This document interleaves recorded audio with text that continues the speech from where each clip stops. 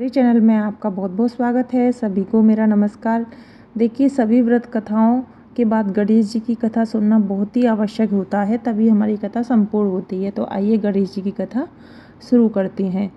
एक गांव में एक विधवा अपनी बहू के साथ रहती थी। उसकी बहू मंद बुद्धि थी, जो अपनी भूख बर्दाश्त नहीं कर पाती थी और हमेशा खाने के लिए उतारू रहती थी। वह सबसे पहले उठकर खाना ही खाती थी, फिर घर के बाकी काम किया करती थी। एक दिन विधवा ने अपने घर में पूजा करवाने का सोचा, लेकिन वह थोड़ी परेशान थी, क्योंकि उसकी बहू अगली सुबह उठते ही खाने के लिए दौड़ेगी और पूजा के लिए बनाए गए पकवान को झूठा कर देगी। अपनी बहू को पूजा के लिए बनाए गए पकवान से दूर रखने के लिए विधवा ने एक तरीका निकाला। पूजा वाली सुबह उसने एक मटका लिया और उसके नीचे एक छेद कर दिया और अपनी बहू से बोली कि आज पूजा है, इसलिए खाना खाने से पहले पानी भर के लाओ। बहू भी चालाक निकली।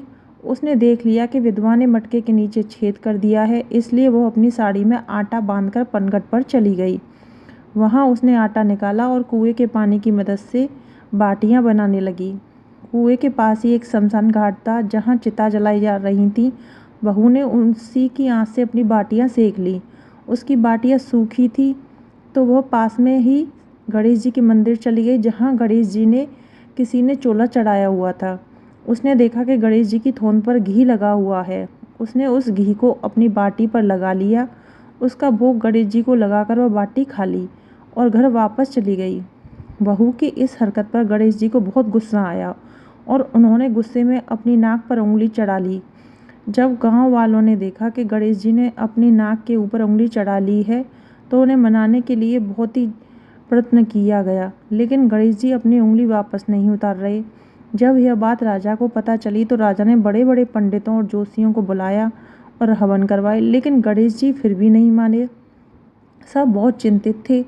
राजा ने पूरे गांव में यह ऐलान करवा दिया कि जो भी इंसान इस गणेश जी की नाक पर से उंगली हटवाने में सफल होगा, उसे इनाम के तौर पर 5 गांव दिए जाएंगे। गांव के सभी लोग गणेश जी को मनाने में लग गए, लेकिन गणेश जी माने ही नहीं और अपनी उंगली चढ़ाए रखे। अंत में विधवा की बहू बोली कि अगर सबसे आज्ञा मिल जाए तो मैं गणेश जी की उंगली हटवा सकती हूँ। उसकी बात सुनकर विधवा हंसने लगी और बोले कि जब बड़े बड़े विद्वान कुछ नहीं कर पाए, तो वह कैसे गणेश जी को मना पाएगी। किसी ने बोला कि जब सब लोगों का मौका मिला है, तो उसे भी एक मौका मिलना चाहिए। फिर सभी लोग बहू को एक मौका देने के लिए मान गए, लेकिन बहू ने एक शर्त रखी। उसने कहा कि उसके घर से लेकर मंदिर तक पर्दा बांध दिया जाए। सब लोगों ने सोचा कि इतना कुछ तो हो ही चुका है, तो पर्दा बांधने में क्या जाता है। बहू के कहे अनुसार उसके घर से लेकर मंदिर तक पर्दा लगाया गया। बहू ने अपना दिमाग लगाया और वह अपने पेटीकोट में मोंगरी छिपाकर मंदिर चली गई। मंदिर जाकर उसने गणेश जी से बोला कि मैंने आपकी थोन से जरा घी क्या ले लिया, आपने अपने नाक पर उंगली चढ़ा ली। अब नाक पर से उंगली हटा रहे हो या दूं एक मोंगरी, अभी अपने टुकड़े टुकड़े हो जाएंगे। बहू की यह चेतावनी सुनकर गणेश जी थोड़ा डर गए और उन्होंने सोचा कि यह तो पूरी पागल है, कहीं सच में मुझे मोंगरी न मार दे।